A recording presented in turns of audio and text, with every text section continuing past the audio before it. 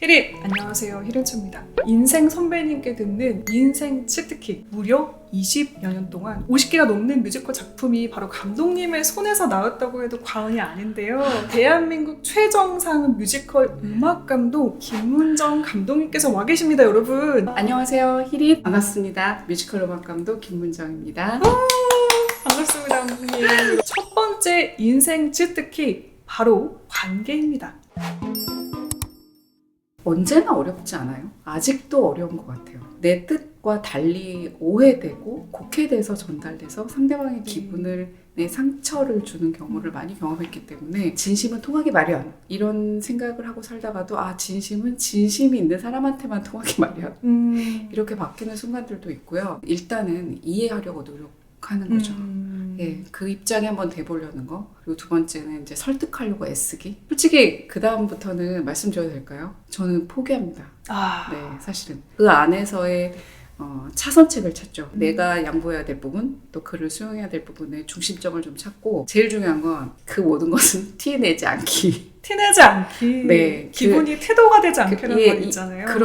그런 말, 네, 멋지네요. 기분이 태도가 되지 않기. 그러니까 최대한 최선을 다해서 노력을 해보고, 사람은 고쳐 쓰지 못한다는 말도 있잖아요. 네. 그러니까 변하지 않는 게 사람의 성향이기 때문에 나를 인하여 맞춰지길 원하는 순간 내가 힘들어지더라고. 어느 순간은 과감히 이제 여기까지 되고, 그러나 티내지 않고 계속 우리는 어떤 목표를 향해서 가야 되는 지점들이 있으니까, 공연이라는 게요. 다만 이제 다음 작업을 할 때 이제 참고가 되겠죠. 이분과의 일은 여기까지 최선이고, 또 이 부분은 내가 포기해야 될 부분이고 고집해도 되는 부분이고가 생기지 않을까요? 가장 좋았던 팁은요, 저는 티내지 않기라는 생각이 듭니다. 기분이 나쁘면 바로 맞아요. 이게 티가 나잖아요. 네. 그걸 숨기고 내 일에 계속 몰입을 하는 게 어떻게 보면 프로라는 생각이 듭니다. 그게 어른인 것 같아요. 우리 어렸을 때는 서로 기분 나쁘면 싸우잖아요. 어른이 되면 일단 내가 저 입장이면 어떨까를 한번 생각해보게 되는 여유가 생기게 되는 것 같고요. 도저히 이해를 못하더라도 바로바로 내 감정을 표현하지 않는 게 사실은 좀 어른스럽다라고 말할 수 있는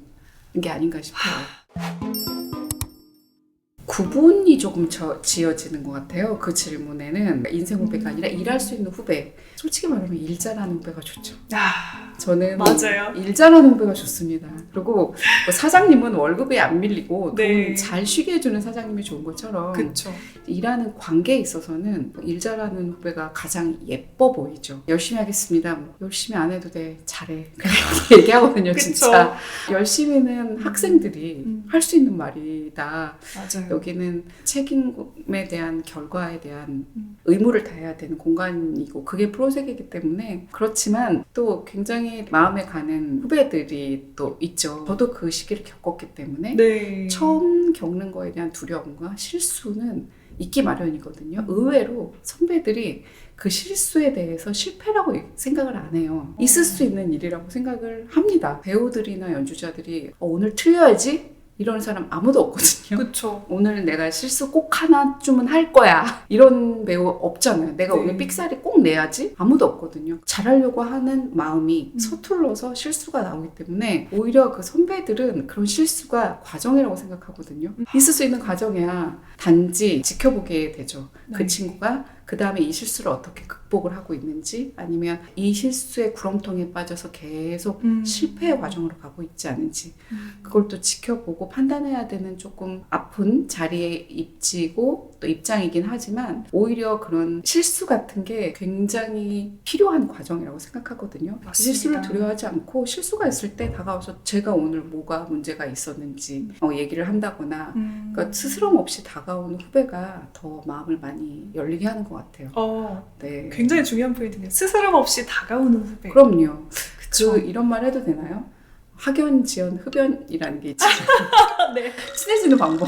근데 연자 돌림한다고 그러더라고요. 근데 그 얘기는 지금 뭐냐면, 공통 주제를 가지고 접근을 하고 가장 쉬운 소통의 수단이 될 수 있을 것 같아요. 제대로 자기 일을 잘 하면서 또 사적인 시간이 있을 때는 또 적극적으로 다가가는 모습을 높게 사신다. 선배는 어려워하면 안 되는 것 같아요. 그쵸. 네. 어려워할수록 점점 더 어려워져요. 맞아요. 네.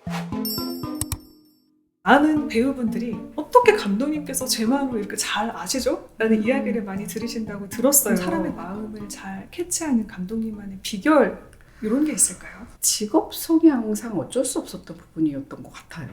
그러니까 일단 오디션이라는 게 음악 감독이 해야 되는 업무 중에 하나고 뭐 모든 작품을 만났을 때 첫 수순임의 1번이죠.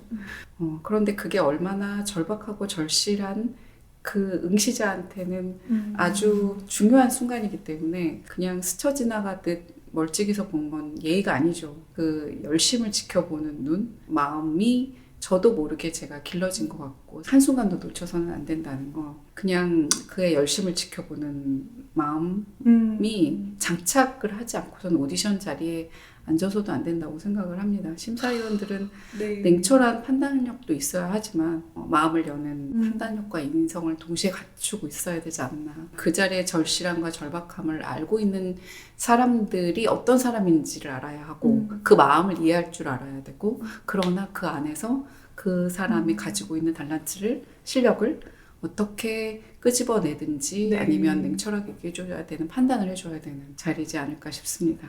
그렇게 피드백을 주시다 보면은 이런 순간들이 있습니다. 아, 이거 순간적으로 이 친구가 굉장히 기분 서운할 나쁘지 것 않을까?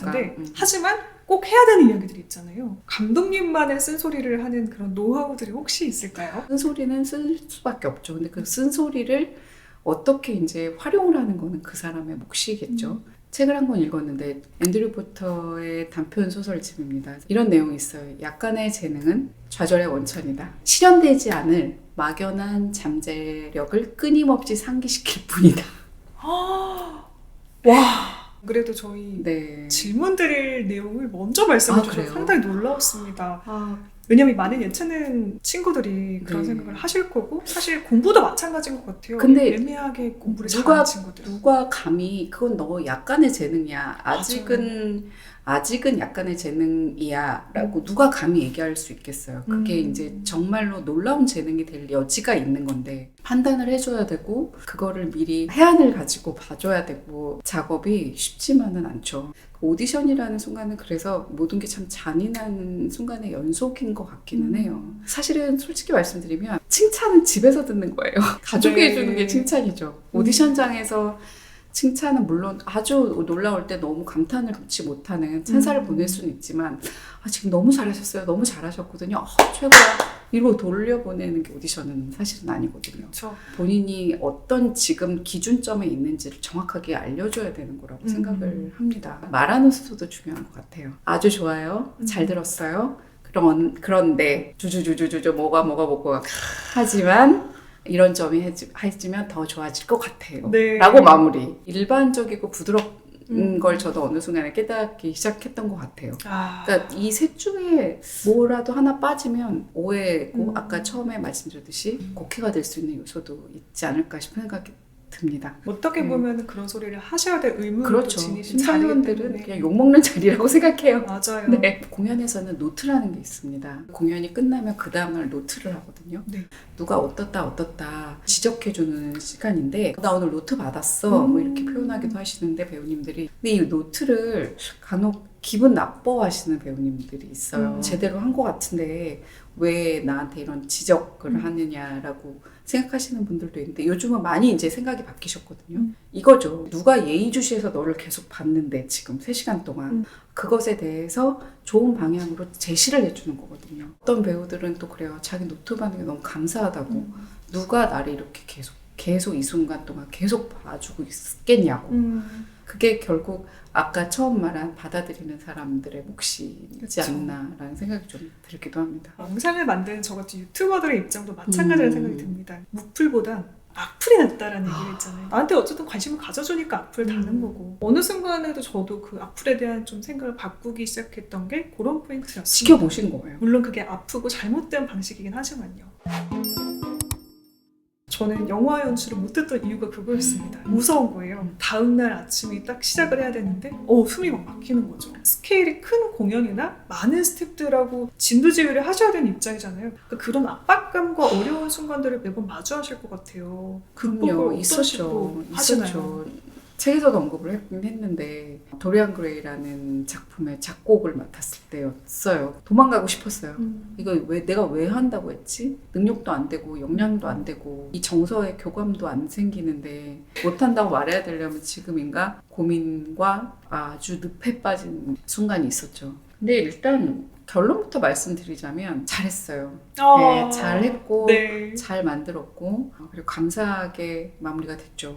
그리고 뒤돌아보니 제가 그런 고민에 빠져 있을 때 주변의 모든 일들이 저를 다 힘들게 했어요. 믿었던 사람들과의 관계도 내 의도대로 안 돼서 속상한 일도 벌어졌고 그리고 내가 계획했던 것들이 잘 이루어지지 않고 정말 힘들었거든요. 그런데 그게 도움이 됐어요. 도리안 그레이라는 그 작품에서 요구되는 정서는 네. 퇴폐, 향락, 타락 이런 분위기였는데 제가 경험하지 못한 것들을 끄집어내야 되는 것들에 대한 괴로움이었거든요. 이걸 내가 겪어보지도 않으면서 이 심정을 어떻게 안답시고 내가 곡을 쓴다고 했지. 딜레마였거든요. 네. 그런데 주변의 모든 여건들이 저를 굉장히 옥죄고 압박하는 어떤 여건들이 만들어지더라고요. 그래서 그걸로 괴로워하는 순간 그 작품의 정서에 좀 잘 맞았고 한 곡 한 곡씩이 탄생이 됐고 그래서 잘 만들었다는 평을 받았고 그러나 시간이 좀 지난 뒤에 다시 돌아보면 아 내가 지금 쓰라면 이렇게 못 썼겠다 싶은 곡들이 많은 거죠. 결론적으로 드리고 싶은 말씀은 그런 좌절은요 극복하려고 애쓰지 마세요. 그냥 견디세요. 극복하려고 이겨내려고 애쓰는 순간 지치는 것 같아요. 인생이 수업이라고 얘기하잖아요. 네. 그러면 어떻게 재밌는 수업만 있겠어요. 뭐 희노애락이 다 있는 게 인생이고 그래가 힘든 수업도 있는 거고 극복하기 어려운 그냥 그 수업을 받고 있다라는 생각이 들어요. 물론 힘들고 하기 싫은 숙제를 열심히 해결해 나가는 또 그런 마음과 자세도 중요하지만 내 힘으로 안 되는 지금 저희가 겪고 있는 이 시국이겠죠. 내 힘으로 안 되는 걸 어떻게 극복해요? 맞아요. 이 시국을 우리가 어떤 미미한 힘으로 지금은 이런 때 우리가 이 시기를 잘 현명하게 버텨야 될 때 선배라고 칭해 주신다면 드릴 수 있는 조언인 것 같습니다. 네. 버티는 힘이 필요한 시기도 있다는 생각이 드는데요. 그렇죠. 내 인생에 내 그래프에 있어서 지금은 이렇게 쭉 올라가다가 한 번은 이렇게 정체 또 올라가고 근데 그런 순간에 또 보여요. 소중한 것들이 보이고 소중한 사람들의 관계가 다시 보이고 네. 그래서 수업이라고 얘기하는 것 같아요.